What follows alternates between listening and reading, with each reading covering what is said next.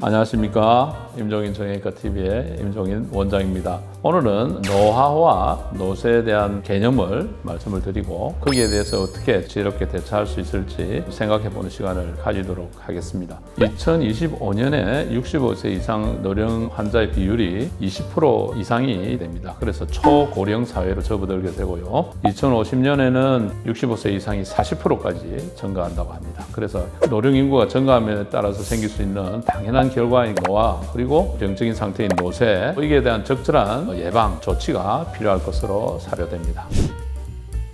그래서 노화에 대한 개념부터 말씀드리도록 하겠습니다. 늙는 것은 할 수 없이 당면한 문제지만 어떻게 늙느냐 그게 중요한 점이 되겠습니다. 그래서 이 노화, 영어로는 aging, senility 이렇게 이야기를 하는데요. 노화라는 것은 시간의 흐름에 따른 생물의 신체 기능이 퇴화하는 현상이다. 이렇게 정의를 내릴 수가 있겠습니다. 세포가 노화한다는 것은 세포가 분열하는 능력을 상실하는 것을 이야기하고 일반적으로 우리 스트레스에 대한 대처 능력도 감소하고 몸의 건강을 유지하기 위한 항상성 유지라는 개념이 있는데 그것도 불가능하게 되는 것이죠. 결국 질병에 걸리는 위험이 증가하게 되는 것입니다. 그리고 인간의 노화라는 것은 어릴 때부터 쭉 진행되는 변화들의 축적이 되겠는데요. 육체적인 것도 있고 심리적인 것도 있고 사회적인 변화도 동반을 하게 되는 것입니다. 이 개인적인 변화를 넘어서 사회적인 영향을 줄 수 있는 변화가 노화 현상이라고 볼 수가 있겠죠. 그래서 노화가 어느 정도 진행되게 되면 결국 사망에 이르게 되고 이 노화에 관한 여러 가지 생물학적인 이론들이 존재합니다. 자유 라디칼 반응, 텔로미어,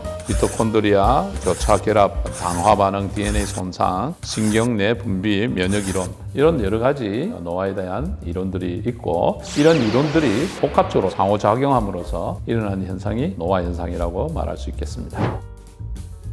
웹MD가 유명한 그 인터넷 사이트인데 노화가 주는 장점 이래서 나오는 내용이 있어서 제가 말씀을 드리도록 하겠습니다. 첫째는 일찍 일어난다고 합니다. 나이가 먹게 되면 수면의 패턴이 달라지게 되죠. 그래서 대체로 환갑이 넘어가면 일찍 자고 일찍 일어나는 자연적인 현상이 있다고 합니다. 두 번째는 편두통이 감소하는 장점이 있습니다. 나이 들면 많이 사라진다고 하고 70대가 돼도 편두통 계속 앓는 사람이 여성의 10%, 남성의 5% 불과하다 이렇게 이야기를 하는데 세 번째는 좋은 인간관계입니다. 나이가 들고 타인과의 그런 경험들이 축적하게 되면 타인에 대한 생각이나 또 감정에 대해서 통찰력이 젊을 때보다는 깊어지게 되겠죠. 그래서 좋은 인간관계를 맺을 확률이 많게 되는 것입니다. 네 번째는 여유가 생깁니다. 세월과 함께 감정 컨트롤도 능숙해지고 삶의 중요한 측면에서 집중하게 되죠. 다섯 번째는 스트레스 관리가 비교적 젊을 때보다는 잘 된다.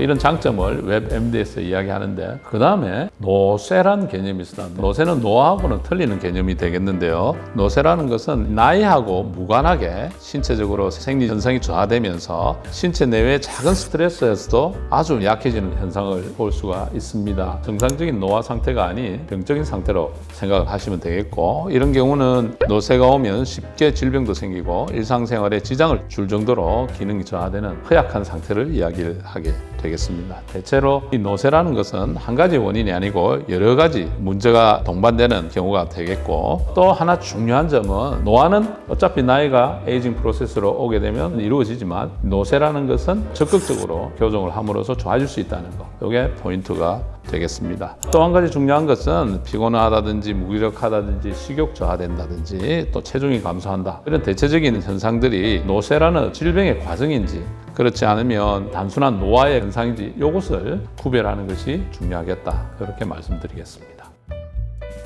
다음은 노화의 생물학적 기전 그리고 핵심적인 특징이 뭔지 한번 살펴보겠습니다. 노화는 유전자와 환경이 시간의 흐름에 따라서 상호작용하여서 세포, 또 세포가 커서 조직, 조직이 커서 기관, 그리고 기관이 커서 개체 이렇게 이르기까지 전반적으로 일으키는 구조와 기능의 변화다 이렇게 말씀을 드릴 수가 있습니다. 그리고 노화는 다양한 생물학적 기전이 영향을 줄 수 있고 이 노화가 어떤 특징이 있는지 잘 이해를 하면 조건과 상황에 따라서 굉장히 변화를 겪을 수 있다는 것을 이해할 수가 있게 되는 것입니다. 60, 80대 노령에 있어서 오는 노화는 그분이 어릴 때부터 살아온 생활 습관, 유전적인 거 그런 것들이 누적이 돼서 오는 변화라고 생각을 할 수가 있겠습니다. 심지어 운도 따라야 됩니다. 운이 따라야 노화도 적절하게 진행이 될 수가 있는 것입니다. 다음에는 생물학적 나이와 노쇠 지수에 대해서 말씀을 드리겠습니다.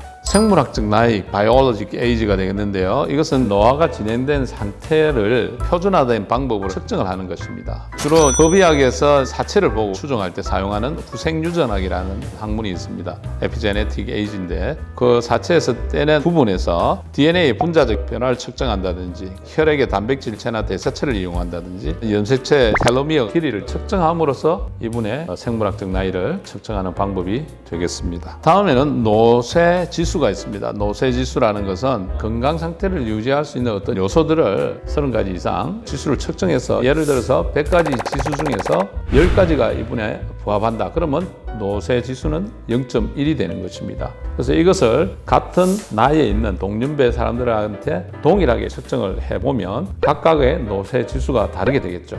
그러면 이분이 상대적으로 이 노쇠가 좀 빨리 왔다, 노쇠가 좀 늦다 이렇게 판단할 수가 있는데 노화 정도를 굉장히 잘 반영한다고 되어 있습니다. 그 다음에 말씀드릴 것은 수명에 대한 것인데요. 기대 수명과 건강 수명이 있습니다. 우선 기대 수명이라는 것은 통계적으로 이분이 태어나서부터 앞으로 얼마를 생존할 수 있을까 이렇게 예상할 수 있는 기간이 기대 수명이 되겠습니다. 오른쪽에 있는 표를 보시면 2022년도는 남자분들이 79.86세, 한 80세 되고 여자분들은 85.62, 평균 한 83세 정도 예측이 되고 있습니다. 건강 수명이라는 것은 건강 손실, 그러니까 아픈 그 횟수를 뺀 것이 되겠습니다. 그래서 질병이나 장애 없이 건강하게 살 수 있는 기간이 되겠고 WHO가 최근에 2024년 글로벌 보건 통계를 낸 적이 있는데 이것이 10년 전의 추세로 악화되고 있는 것을 보이고 있습니다. 2022년 기대 수명이 71.4년이었습니다. 2021년보다 1.8년이 떨어졌고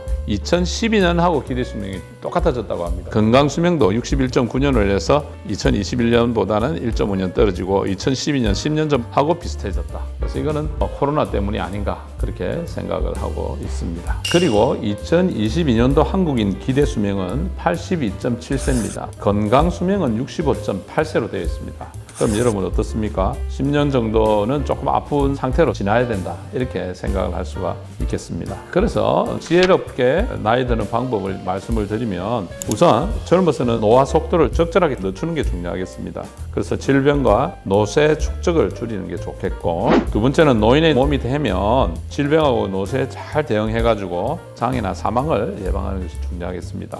그것도 지나서 삶의 마지막에 가까워진 상태에서는 고통 없이 살아야 되겠죠. 불필요한 고통을 줄이는데 중점을 두는 삶이 사실 지혜롭게 나이 드는 방법이라고 요약해서 말씀드릴 수가 있겠습니다.